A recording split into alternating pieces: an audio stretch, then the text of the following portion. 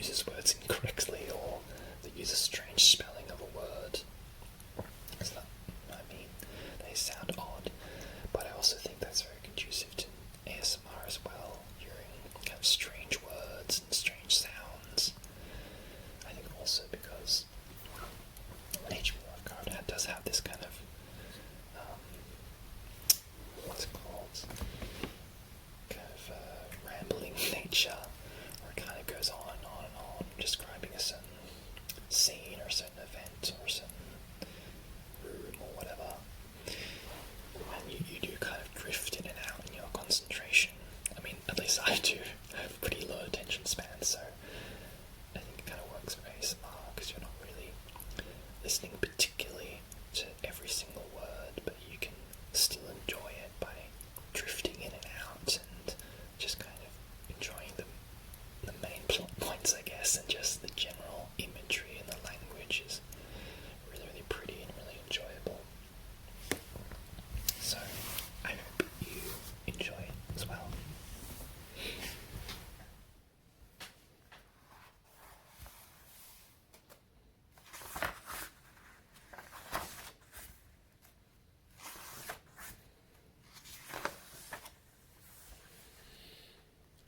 I'm writing this under an appreciable mental strain, since by tonight I shall be no more, penniless, and at the end of my supply of the drug which alone makes life endurable.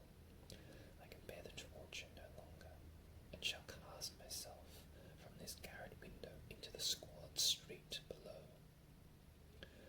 Do not think from my slavery to morphine that I am a weakling or a degenerate. When you have read these hastily scrawled pages, you may guess, though never fully realize, why it is that I must have forgetfulness or death. It was in one of the most open and least frequented parts of the broad Pacific that the packet of which I was supercargo fell a victim to the German sea raider. The Great War was then at its very beginning, and the enemy's navy had not reached its later degree of ruthlessness, so that our vessel was made a legitimate prize, whilst we of her crew were treated with all the fairness and consideration due us as naval prisoners.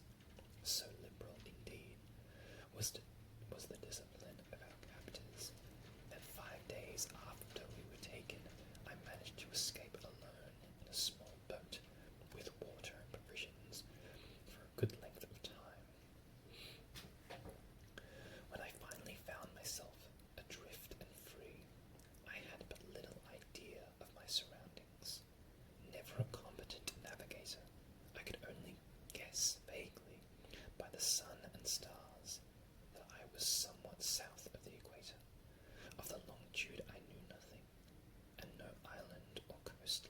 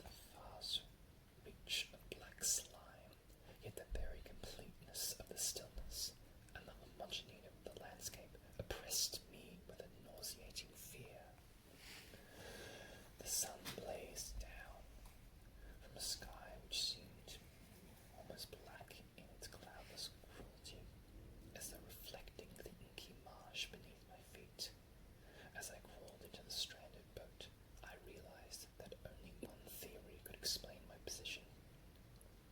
Though some unprecedented volcanic upheaval, a portion of the ocean floor must have been thrown to the surface, exposing regions which for innumerable millions of years had lain hidden under unfathomable watery depths.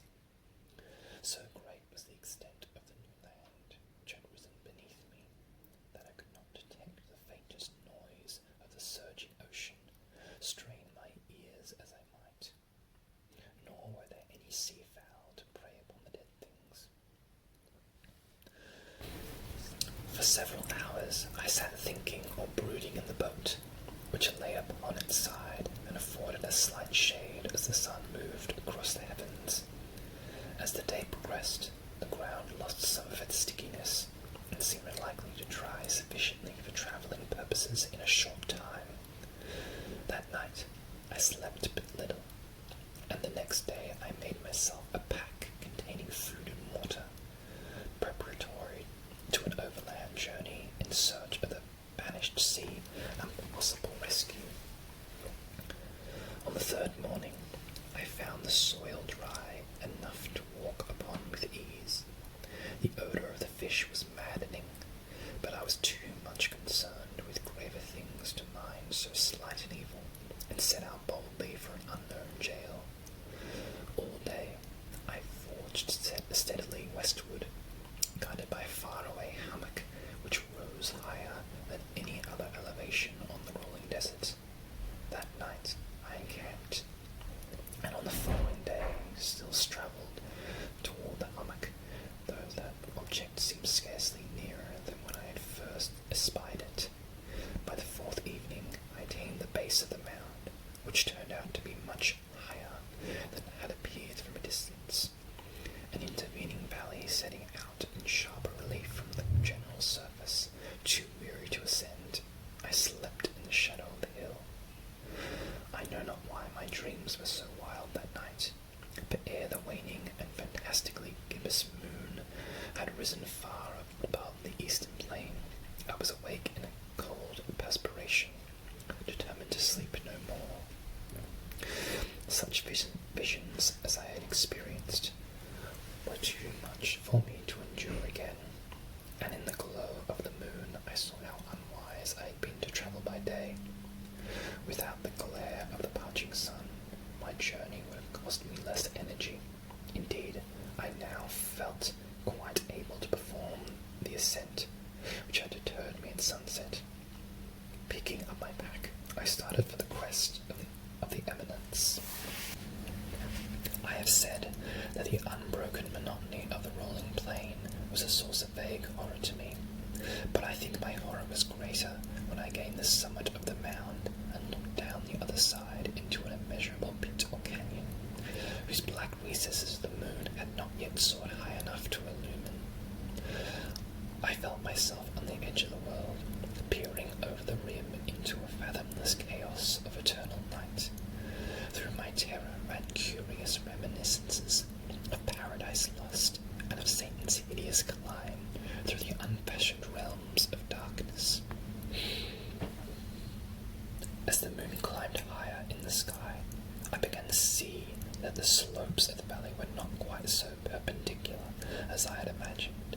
Ledges and outcroppings of rock afforded fairly easy footholds for a descent, whilst after a drop of a few hundred feet, the declivity became very gradual. Urged on by an impulse which I cannot definitely analyze, I scrambled with difficulty down the rocks and stood on the gentlest slope beneath, gazing into the sticky and deeps where no light had yet penetrated. All at once, my attention was captured by a vast and singular object on the opposite slope, which rose steeply about 100 yards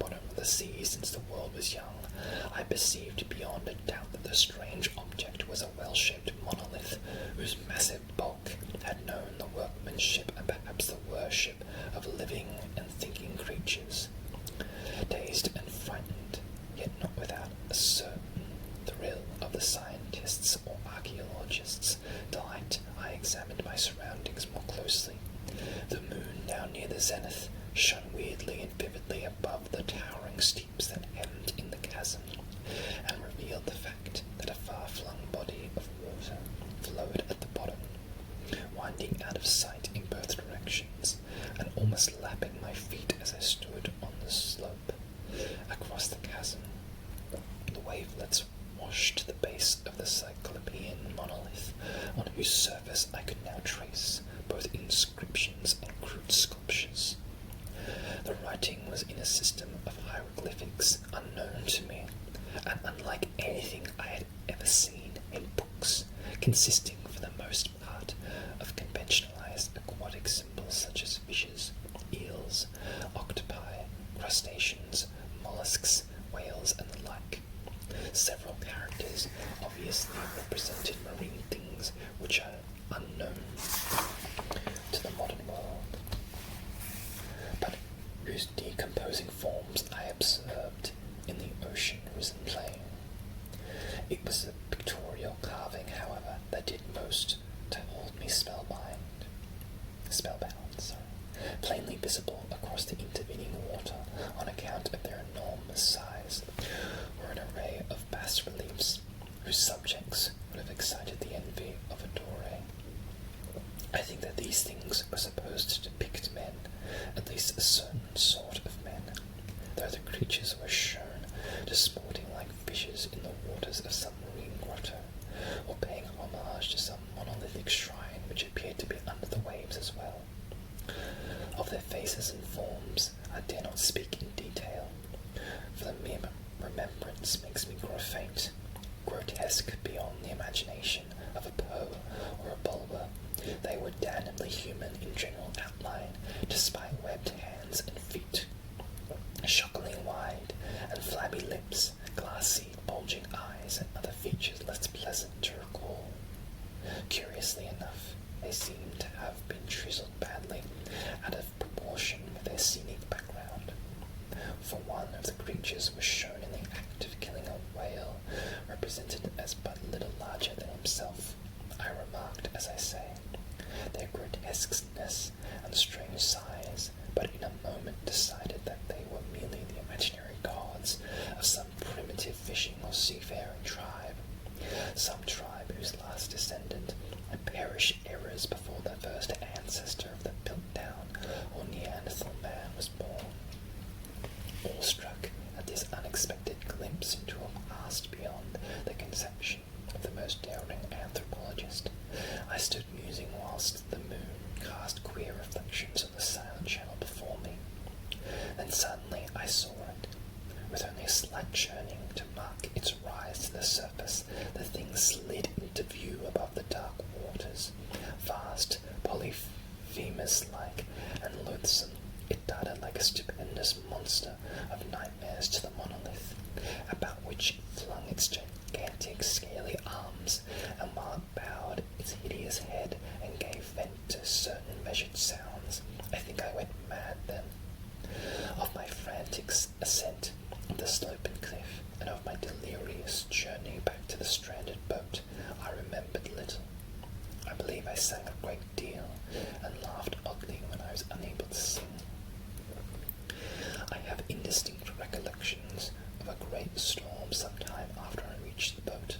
At any rate, I know that I heard peals of thunder and other tones which nature utters only in wild and terrible moods.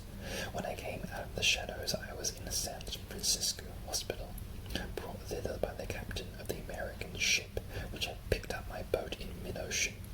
In my delirium, I had said much, but found that my words had been given scant attention. Of any land upheaval in the Pacific, my rescuers knew nothing, nor did I deem it necessary to insist upon a thing which I knew they could not believe. Once I sought out a celebrated ethnologist, and amused him with peculiar questions regarding the ancient Philistine legend of Dagon, the fish god, but soon perceiving that he was hopelessly conventional, I did not press my inquiries. It is at night, especially when the moon is gibbous and waning, that I see the thing. I tried morphine, but the drug has given only transient surcease, and has has drawn me into its clutches as a hopeless slave. So now I am to end matters, having written a full account of the information or the contemptuous amusement of my fellow men. Often I ask myself if it could not all have been a pure phantasm, a mere freak of fever as I lay sun-stricken and raving in the open boat after my escape from the German man-of-war. This I ask myself, but ever does there come before me a hideously vivid vision in reply. I cannot think of the deep sea without shuddering at the nameless things that may at this very moment be crawling and floundering on its slimy bed, worshipping their ancient stone idols and carving their own detestable likenesses on submarine obelisks of water-soaked granite. I dream of a day when they may rise above the billows to drag down in their reeking talons the remnants of puny, war-exhausted mankind. Of a day when the land shall sink and the dark ocean floor shall ascend amidst universal pandemonium. The end is near. I hear a noise at the door, as of some immense slippery body lumbering against it. It shall